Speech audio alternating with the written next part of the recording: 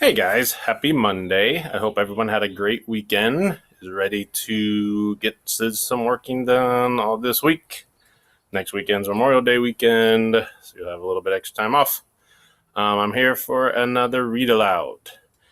And so I have a question to start this with. How might someone keep a diary if they couldn't read or write? Today I'm going to read a book about a man who started a diary before he could read or write. Okay, so the title of this book is The Matchbox Diary. And it is written by Paul Fleischman. Okay. So, how do you think a matchbox could be a diary? And next, I'm going to read you what's called the teaser. And the teaser just kind of gets you interested in the book. So, pick whatever you like the most. Then I'll tell you its story. The little girl visiting her great-grandfather chooses a cigar box that turns out to hold a trove of matchboxes. Inside each is a memento, an olive pit, a bottle cap, a ticket, lead type. Together they recount her great-grandfather's journey from Italy and first years in America. A diary and objects kept by the boy who yearned to record his life but couldn't read or write. Okay? So, while I'm reading, I want you to look carefully at the pictures and see if are they helping you understand the story better. So again, the Matchbox Diary. Pick whatever you like the most. Then I'll tell you its story. There's so many things here. You'll know when you see it. And then I'll know something about you, the great-granddaughter I've only heard about.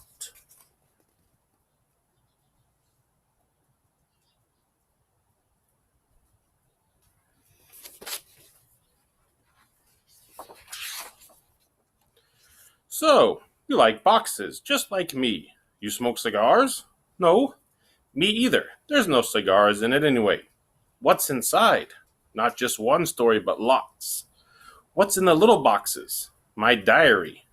What's a diary? A way to remember what happens to you. Usually it's a book people write in. When I was your age, I had a lot I wanted to remember, but I couldn't read or write, so I started this. Open the first one.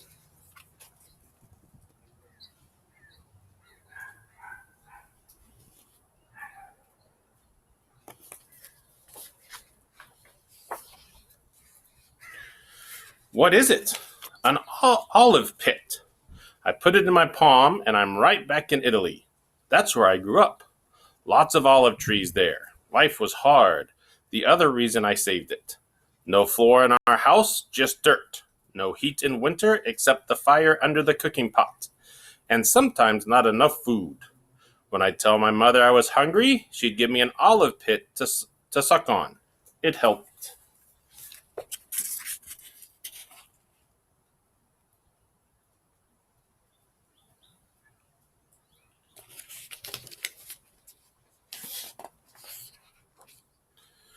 Who's this?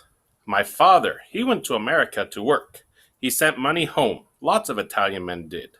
I was a baby when he left. All I remembered about him was his mustache. Once he sent pictures so we wouldn't forget him. My father never went to school. Back then, most kids had to help their parents all day.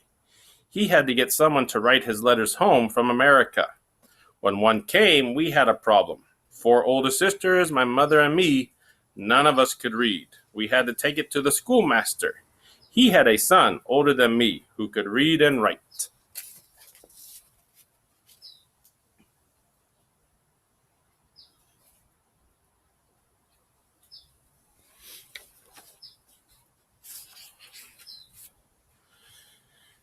Every day that boy wrote down what happened in a diary.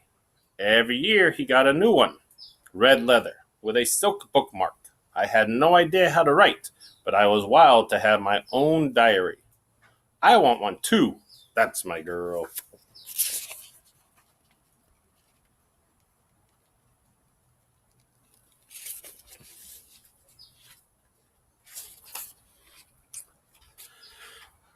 There was a year with no rain, no wheat, no macaroni.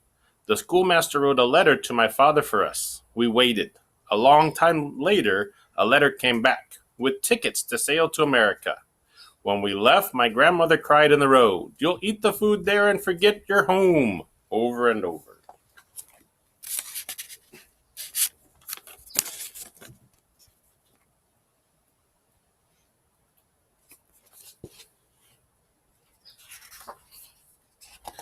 We took a horse-drawn carriage to Naples. It was the first time I'd seen a car, and drinks in bottles, and the ocean. We slept 3 nights on the floor in the steamship station, waiting for our boat. That's where I found the matchboxes. I told my grandmother I wouldn't forget her or anything else.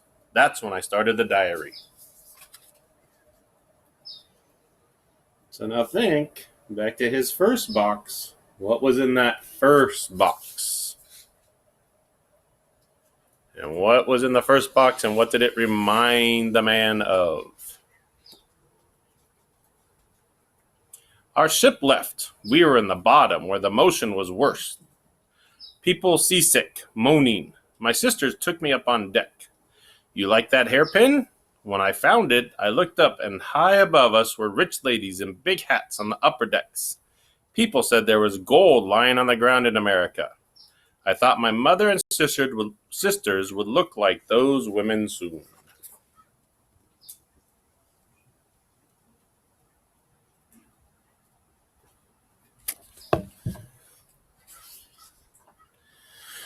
We were headed for Ellis Island in New York. Someone told me that men would stick button hooks in our eyes there. What's a button hook? A metal tool for closing up shoes before there were laces. I had nightmares about the button hook men. Then we had bigger problems. A storm hit us, maybe a hurricane. The boat bucked like a horse. I saw a bunch of sailors praying together. Not good. St. Christopher is supposed to protect travelers. People threw medallions of him in the ocean, begging him to spare us. After 3 days, the water calmed.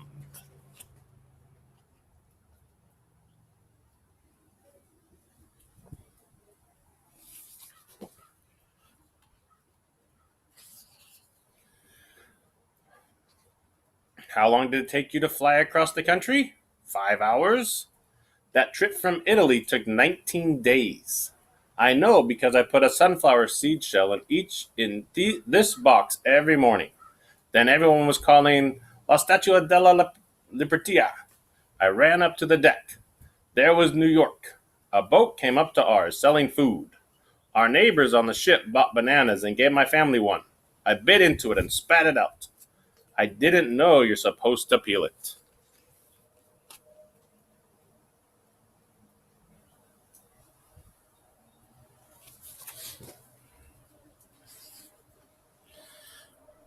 How come this one's empty? I'll tell you why. We got off on Ellis Island. They didn't want to let in anybody sick, especially people with eye diseases. All morning I'd been crying because of the button hook man. When I saw him, I screamed. He grabbed me and used the handle to roll up my eyelid and look underneath.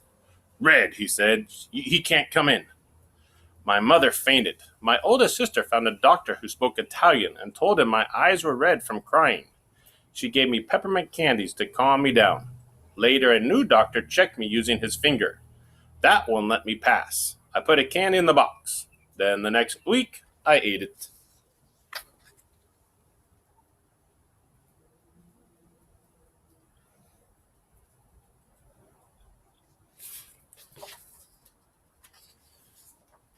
My father met us. Everyone cried. I smelled his mustache to see if it was really him. We took a boat to New York, then a train somewhere else. The next day, we started work in the canneries. All 7 of us, cutting fish all day. Always a man watching to make sure we weren't slowing down. They gave us old, falling apart sheds to live in, as crowded as the ship. You didn't have your own room? No, sweetheart.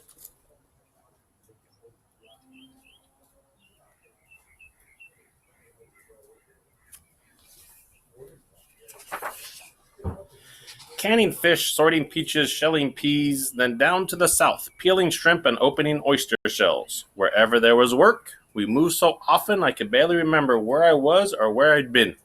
That's why I started saving bits of newspapers, so that someday I could look back and say I was in that exact place on that exact day. I still love newspapers.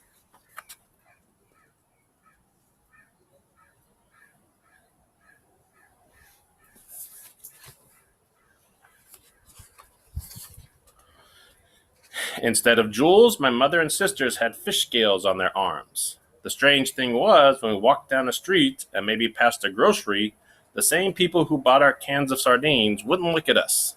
Back then, some people didn't want Italians here. Sometimes boys threw rocks. That's how my tooth got here.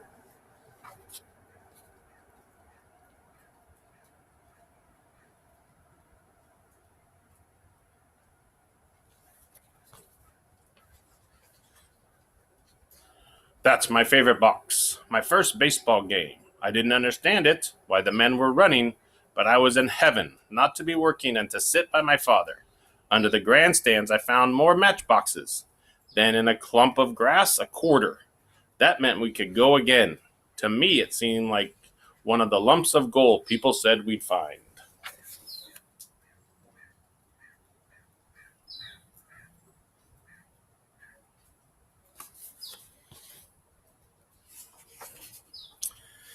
I think I was 8 when we got an apartment and all rolled cigars at the kitchen table.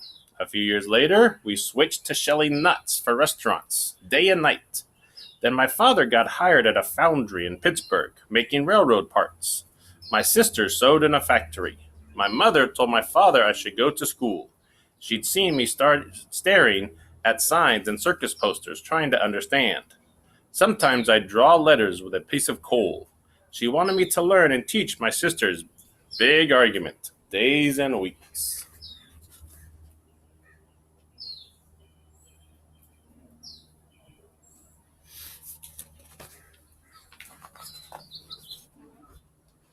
Who won the argument? I'll give you a hint. I went to school. It was hard. English seemed as crazy as baseball. I had to sit with the little kids. They made fun of how I talked. But I learned to read and write. What they taught us during the day, I taught my sisters that night. Then I went to a different school where I learned typesetting, picking out the lead letters from their compartments. That's how everything was printed before computers. I had good eyes from always looking for little things for my matchboxes. I became a printer.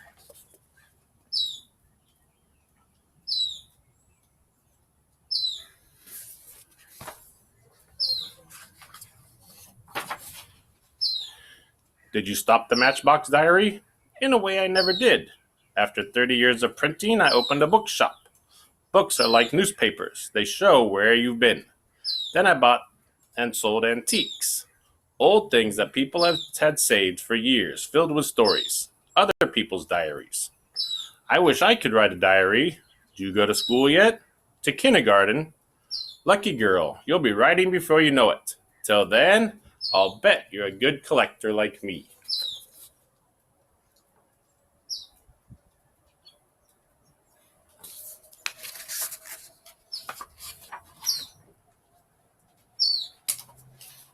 And the last picture.